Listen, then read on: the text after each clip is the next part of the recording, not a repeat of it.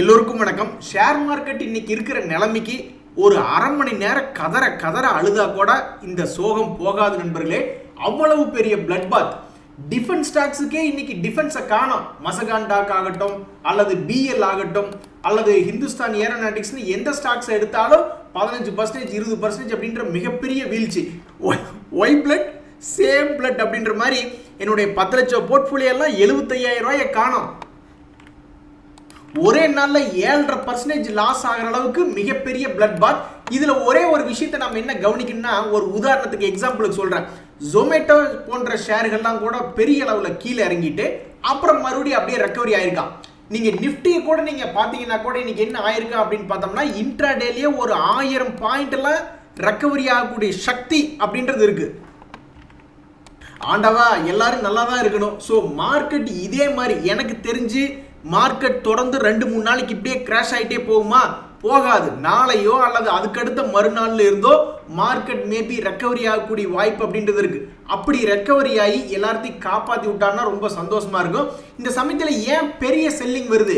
எதுக்கு ஷேர் மார்க்கெட்டுக்கு ஒரு பார்ட்டி பிடிக்குது, இன்னொரு பார்ட்டிக்கு பிடிக்கல அப்படின்னா, பொதுவாகவே ஷேர் மார்க்கெட்டினுடைய அடிப்படை தத்துவம் என்னன்னா, பணம் சம்பாரிச்சு பணத்துக்கு மேலே போட்டு பெருசாக வளர்ச்சி அடைஞ்சிக்கிட்டே போகணும். ஒரு கம்பெனி 5 ஆக்கணும், 5 கம்பெனி 10 ஆக்கணும் அப்படின்ற மாதிரி க்ரோத் கான்செப்டில் போகணும். அதனால தான் க்ரோத் ஸ்டாக்ஸை மேலே தூக்கிட்டே போவாங்க. வர்ற டிவிடெண்டை பிரித்து ஷேர் ஹோல்டர்ஸுக்கு கொடுத்துட்டு ஷேர் ஹோல்டர்ஸ்க்கு ஆதாயம் பண்ணிக்கிட்டு ஒரே இடத்துல இருந்தால் வளர்ச்சி இல்லாமல் போயிடும். இருக்கிற பணத்தை பூரா பிரித்து கொடுத்துட்டு போயிட்டானுங்கன்னா என்ன பண்ணுறது? ஒரு வளர்ச்சியே இல்லாமல் போயிடும் அப்படின்ற ஒரு தத்துவத்தில் இயங்கக்கூடியதான் இந்த ஷேர் மார்க்கெட். அதனால தான் இந்த ஷேர் மார்க்கெட்டுக்கு ஒரு குறிப்பிட்ட பார்ட்டி வந்தால் பயப்படுது, ஒரு குறிப்பிட்ட பார்ட்டி வந்தால் அது என்னை பொறுத்த வரைக்கும் தற்காலிகம் தான். இது என்ன அதுக்குன்னு ஒருத்தர் ஒரு குறிப்பிட்ட பார்ட்டி வந்துருச்சுன்னா ஷேர் மார்க்கெட் இழுத்து போத்து பெட்ஷீட் போத்தி படுத்துக்குமா? அந்த மாதிரி கிடையாது. என்னை பொறுத்த வரைக்கும் ஒரு 2-3 நாளைக்கு இது ஒரு வீக்னஸ். அடுத்து சில நாட்களில் எப்படி இன்னைக்கு இன்ட்ராடேலே ஆக்சுவலாக இன்னைக்கு ட்ரை பண்ணியிருக்கான். இந்த ஜொமேட்டோ மாதிரி ஏகப்பட்ட கம்பெனியை லோ போயிட்டு மறுபடியும் ரெக்கவரி ஆயிருக்கான். அப்போ இண்டெக்ஸ் ஏறாதா? மேபி 2-3 நாள் வீக்னஸாக இருந்தாலும் என்னைக்காவது ஒரு நாள் திரும்பி மேலே ஏறுவோம் அப்படின்றது என்னுடைய கருத்து. அதே சமயம் நம்மளுக்கு என்ன விஷயம் அப்படின்றது தெரில. இன்னும் மீட்டர் அங்கே ஓடிக்கிட்டு இருக்கு. யார் ஆட்சி அமைப்பாங்கன்னே தெரில. ஒருவேளை ஆட்சி அமைப்பது ஒரு 2-3 பார்ட்டியை சேர்ந்து ஆட்சி அமைக்கிறாங்க, மெஜாரிட்டி இல்லாமல், தனி மெஜாரிட்டி இல்லாமல் அப்படின்னா, அப்போ நம்மளுக்கு அடுத்த 5 வருஷத்துக்கு அல்வா குட்டி தான். ஏன்னா மார்க்கெட் திடீர்னு புஷ் உங்களுடைய வாபஸ், அதாவது எங்களுடைய ஆதரவு வாபஸ் புஷ்னா அப்புறம் மார்க்கெட் கீழே இறங்கும். மறுபடியும் ஏதாவது பேச்சுவார்த்தை நடந்து ஓகே நான் வெளியிலிருந்து ஆதரவுனா புஷ்னு மேலே ஏறும். ஆக மொத்தம் அடுத்த 5 வருஷத்துக்கு ஒவ்வொரு 1000 பாயிண்ட் இறங்குனா மறுபடியும் 1000 பாயிண்ட் ஏறப்போகுது. நம்மளுக்கு அடுத்த 5 வருஷத்துல பெரிய அளவில் சம்பாதிக்கலாம். அதாவது மார்க்கெட் தொடர்ந்து இப்படியே ஏறி நம்ம சம்பாதிச்சா என்ன, அல்லது மேலே 1000 பாயிண்ட் போகிறான், அப்புறம் கீழே வர்றான், அப்புறம் மறுபடியும் மேலே போகிறான், அப்புறம் இப்படி கீழே வரான், இப்படி நம்ம சம்பாதிச்சா என்ன? எப்படி பார்த்தாலும் நம்ம சம்பாதிக்கிறது, அதாவது லோ லெவலில் வாங்கி சம்பாதிக்க வேண்டியது தானே. இங்கே பார்த்தீங்களா, தெரிஞ்சோ தெரியாமலோ 3-4 மாதத்துக்கு முன்னாடியே எலெக்ஷன் சமயத்தில் மேபி மார்க்கெட் இப்படித்தான் இருக்கும் அப்படின்ற மாதிரி யோசிச்சு மார்க்கெட் எலெக்ஷன் ரிசல்ட் வர்ற அன்னைக்கு மார்க்கெட் மேபி ஒரு அளவுக்கு பெரிய அளவில் இறங்குமோ அப்படின்னு 20,221 வரைக்கும் கோடு போட்டு வச்சிருந்தேன். பட் அந்த அளவுக்கு வரல. 21,892 தான் வருது. மேபி இன்னைக்கு நடக்கக்கூடிய பல விஷயங்கள் நாளைக்கு நம்மளுக்கு சாதகமாக இருந்து இன்னொரு 2 நாளைக்கு அப்படியே ஃபால் ஆகி ஒரு 20,000 வந்துச்சுன்னா ரொம்ப சந்தோஷமா இருக்கும். போட்ட கணக்கு நல்லா வந்துடும் அப்படின்றத என்னுடைய கருத்து. அப்ப எதிர்காலத்தில் அடுத்த 5 வருஷத்துல இந்த மாதிரி மேல ஒரு 25,000 கீழே ஒரு 15,000 அப்படின்னு இருந்துகிட்டு மார்க்கெட் இப்படி வருஷத்துக்கு ஒருக்கா 2,000-3,000 பாயிண்ட் அல்லது 5,000 பாயிண்ட் இப்படி பாம்பு மாதிரி போயிட்டு வந்துகிட்டே இருந்தா நம்மளுக்கு என்ன ஜாலி தான். இங்க வாங்கி இங்க வித்துட்டு சந்தோஷமா இருக்கலாம். நம்ம ஷேர் மார்க்கெட்டை பொறுத்த வரைக்கும் ஒரு லக்கு பாருங்க. அதாவது இன்னைக்கு எலெக்ஷன் ரிசல்ட்னால நம்ம எல்லாம் இமேஜின் பண்ணி பார்த்துருப்போமா, எஸ்பிஐ எல்லாம் 20% சீப்பா கிடைக்குன்னு. இன்னைக்கு வந்த எலெக்ஷன் ரிசல்ட்னால ஒரு கட்டத்தில் இந்த எஸ்பிஐ எல்லாம் 731 ரூபா, ஆல்மோஸ்ட் 20% கீழே ட்ரேட் ஆகிட்டு இருந்தா, க்ளோசிங் பேசிஸ்ல 13%. அதே சமயம் இந்த ஸ்டாக்கை பாருங்க. ஷேர் மார்க்கெட்டுக்கு தேவை ஒரு நியூஸ், அது எந்த ரூபத்தில் வேணாலும் வரலாம். ஹிந்துஸ்தான் யூனிலிவர்லாம் இன்னைக்கு 6% மேலே வரும்னு யாராவது கனவு கண்டிருப்பாங்களா? ஹிந்துஸ்தான் யூனிலிவர்ல நீ ஒரு வேளை முடிஞ்சிருமோ அப்படின்ற மாதிரி இருந்தது. அதனுடைய சப்போர்ட் லெவல் லாங் டேர்ம்ல ஆல்மோஸ்ட் 2,000 ரேஞ்சில் இருந்தது. ஆனால் 2,000 ரேஞ்சுக்கு முன்னாடியே சமீபத்தில் ஒரு பிரேக் அவுட் ஆனவன் 2,250 ரூபாய்க்கு, இப்போ 2,500. எப்படி ஷேர் மார்க்கெட் சம்பாரிச்சு கொடுக்குது பாருங்க. நம்ம ஸ்டாக்குகளை ஃபோக்கஸ் பண்ணா போதும். மார்க்கெட் அப்படின்றது தனியா இயங்கக்கூடியது. சில குறிப்பிட்ட ஸ்டாக்ஸ் கரெக்டா பிக் பண்ணோம்னா எந்த மார்க்கெட்லயும் லாபம் தான். இனிமேல் நான் எதுக்குமே ஆசைப்படுறதுலேன்னு முடிவு பண்ணிட்டேங்க நண்பர்களே. ஷேர் மார்க்கெட்டில் என்ன நடக்குதோ அதை அனுபவிச்சுக்கலாம். ஆண்டவா எனக்கு நாளைக்கு 2000 பாயிண்ட் கொடு அப்படின்னா ஆண்டவன் 2000 பாயிண்ட் எடுத்துட்டு போயிட்டாப்ல. ஸோ இன்னைக்கு கூட என்னை பொறுத்த வரைக்கும் நம்மளுக்கு லக் இல்லை. ஏன்னா நிஃப்டி வந்து லோயர் ஃப்ரீஸ் ஆகி ஷேர் மார்க்கெட்டில் ஸ்டாக் ட்ரேடிங்கே நிறுத்தி இருந்தாங்கன்னா ஒரு அரை மணி நேரமோ 1 மணி நேரமோ கேப் கிடைச்சிருக்கும். அப்போ எல்லாருமே சிந்திச்சு பார்த்துருப்பாங்க. இதுக்கு முன்னாடியெல்லாம் நான் அந்த மாதிரி மார்க்கெட் பார்த்துருக்கேன். லோயர் ஃப்ரீஸ் போய் ஹிட் ஆகிடும். அதுக்கப்புறம் அந்த ஹிட் ஆனது ரிலீஸ் பண்ணி விட்டா மறுபடியும் மார்க்கெட் அதே நாள்லயே ஏறும், அல்லது அதுக்கு அடுத்த நாட்கள்ல பெரிய லெவல்ல ஏறி நான் பார்த்திருக்கேன். ஸோ அது மாதிரி இன்னைக்கு மார்க்கெட் போய் ஆல்மோஸ்ட் 7% கீழே எல்லாம் மார்க்கெட் இறங்கிட்டு இருந்தது. ஆனால் அப்படியே இன்னும் கொஞ்சம் நல்லா பெருசா ஃபால் ஆகி இன்னைக்கு மார்க்கெட் எக்ஸ்சேஞ்சே தடுத்து நிறுத்திடுவாங்க, அதாவது ட்ரேடிங்கே நிறுத்திடுவாங்க அப்படின்ற மாதிரி எதிர்பார்த்தேன். பட் அந்த ஆசை நடக்கல. நம்மளுக்கு மத்தியானம் கிட்டத்தட்ட ஒரு 12 மணி 1 மணி சமயத்தில் ஒரு சான்ஸ் கிடைச்சது. ஒரு 7% பக்கம் கீழே இறங்குனா இன்னும் கொஞ்சம் அப்படி இப்படின்னு இறங்கி ஒரு 10% இறங்கி இருந்தானா நம்மளுடைய மார்க்கெட்டை கொஞ்ச நேரம் ஹால்ட் பண்ணியிருப்பாங்க. உடனே ஒரு பிரேக் கிடைச்சோன்னே பல மக்கள் யோசிச்சு பார்த்துருப்பாங்க, என்ன பண்ணலாம் யோசிச்சு பார்த்துட்டு அப்போ ஒரு கிளாரிட்டி கிடைச்சிருக்கும். பட் 10%, 15%, 20% அப்படின்ற சர்க்கியூட் பிரேக்கர் இன்னைக்கு அந்த குறிப்பிட்ட டைம்ல போய் முட்டா. அதனால இன்னைக்கு ஒரு பொன்னான வாய்ப்பு அப்படின்றது போயிடுச்சு. ஸோ என்னை பொறுத்த வரைக்கும் வரலாறு என்ன சொல்லுது அப்படின்னா, இது மாதிரி ஆப்பர்ச்சுனிட்டி 5 வருஷத்துக்கு ஒருக்கா தான் கிடைக்கும். ஒரு ஷேர் 20%, 40%, 80% இறங்குறது.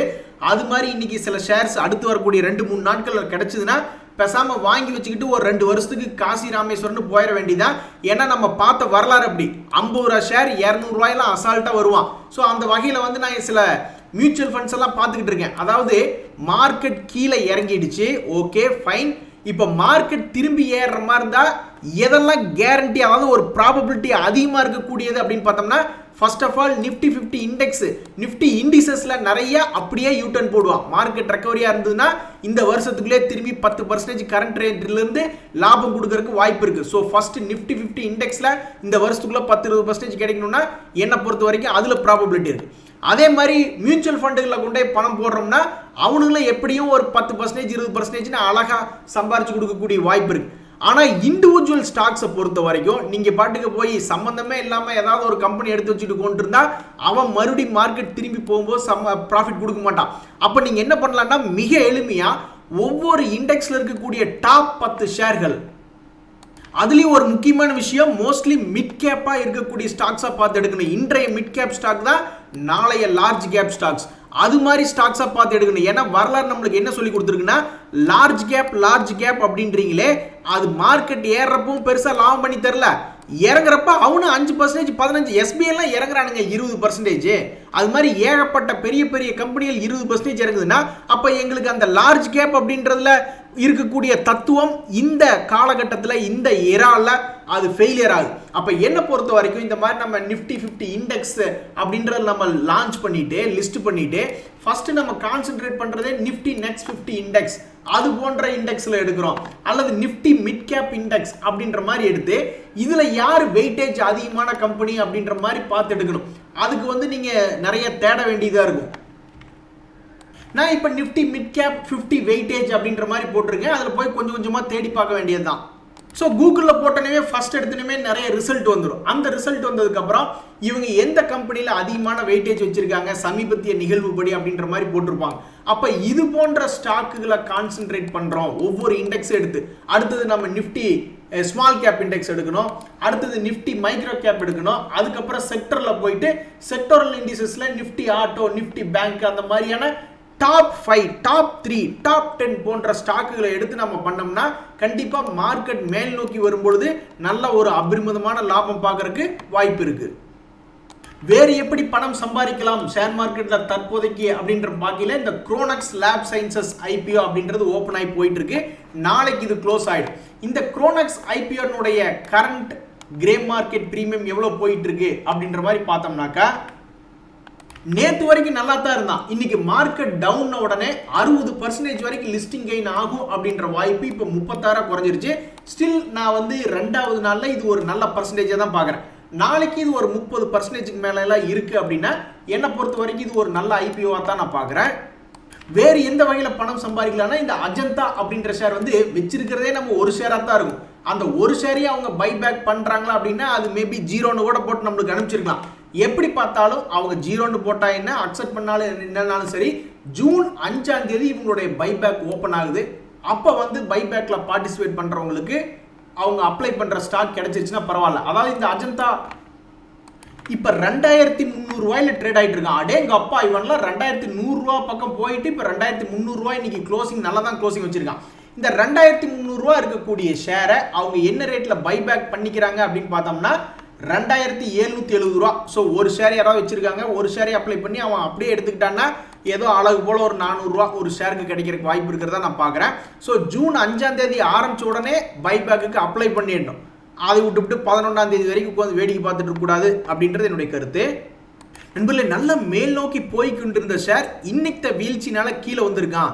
மேபி சப்போர்ட் எடுத்து திரும்பக்கூடிய வாய்ப்பு இருக்கக்கூடிய சில 5 ஷேர்களை நான் லிஸ்ட் பண்ணியிருக்கேன். ஒரு உதாரணத்துக்கு இந்த யூடிஐ ஏஎம்சி அப்படின்ற ஒரு ஷேர் பார்க்குறேன்னு வச்சுங்களேன். அவன்லாம் இதுக்கு முன்னாடியே 1200 ரூபா வரைக்கும் போனவன் தான். சமீபத்தில் கூட 600 ரூபாயில பிக்கப் ஆகி 935ல வந்திருக்கான். ஸோ ஒருவேளை இந்த ஷேர் அப்படின்றது தற்சமயத்துக்கு கொஞ்சம் புல்லிஷ் மொமெண்டம் ஆகி மேல் நோக்கி வர்ற மாதிரி இருந்தால் இவனும் ஒரு 1200 ரூபா வரைக்கும் வர வேண்டியதாக நான் பார்க்குறேன்.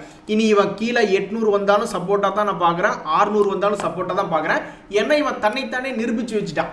அதே மாதிரி தான் இப்போ ஜனா ஸ்மால் ஃபினான்ஸ் பேங்க் அப்படின்ற மாதிரிலாம் பார்க்குறோம்னா அவன் கரெக்டாக பாருங்க எப்படி சப்போர்ட்டை வந்து தொட்டிருக்கான் பாருங்க. 480 ரூபா ரேஞ்சில் சப்போர்ட்டை தொட்டுட்டு இப்போ 540 ரூபாயில் ட்ரேட் ஆகிட்டு இருக்கான். அப்போ இந்த ஷேர் சப்போர்ட்டை தொட்டுட்டு மேல் நோக்கி திரும்பி வந்தான்னா ஒரு 640 வரக்கூடிய வாய்ப்பாக இருக்கா. அந்த மாதிரி நம்ம ஒரு 5 ஷேரை நான் லிஸ்ட் பண்ணி வச்சிருக்கேன். இந்த ஷேர்கள் எப்பெல்லாம் தொப்புன்னு தொடர்ந்து நாளைக்கு ஒரு 20% இறங்குறான் அல்லது 40% இறங்குறான்னா என்னை பொறுத்த வரைக்கும் திரும்பி ஓடக்கூடிய சக்தி இது போன்ற ஷேர்களுக்கு இருக்கிறதா நான் பார்க்குறேன்.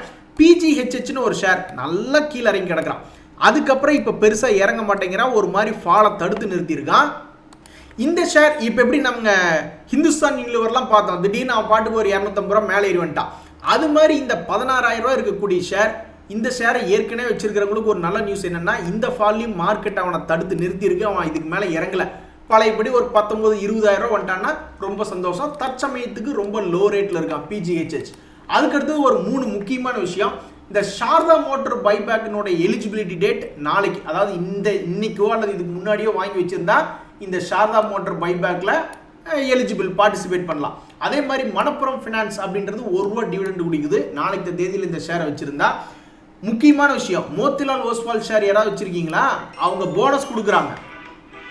அப்படி அவங்க போனஸ் கொடுக்கறது எவ்வளவு அப்படின்னு பார்த்தீங்கன்னா ஒரு ஷேர் வச்சிருந்தா 3 ஷேர் போனஸ். அதுக்கு 10 ஜூன் அப்படின்றது எக்ஸ்சேஞ்ச் ரேட். அதுக்கு முன்னாடி வாங்கியிருந்தா தான் எலிஜிபிள். ஸோ இந்த நியூஸை வச்சுக்கிட்டு இந்த மோத்திலால் ஓஸ்வால் அடுத்து ஒரு 2-3 நாட்களுக்கு மேலே வந்ததுன்னா ரொம்ப சந்தோஷமா இருக்கும். இன்றைய தகவல் அனைத்து உங்களுக்கு உதவியாக இருந்தது. எனக்கு சந்தோஷம் தான். ரொம்ப நன்றி, வணக்கம்.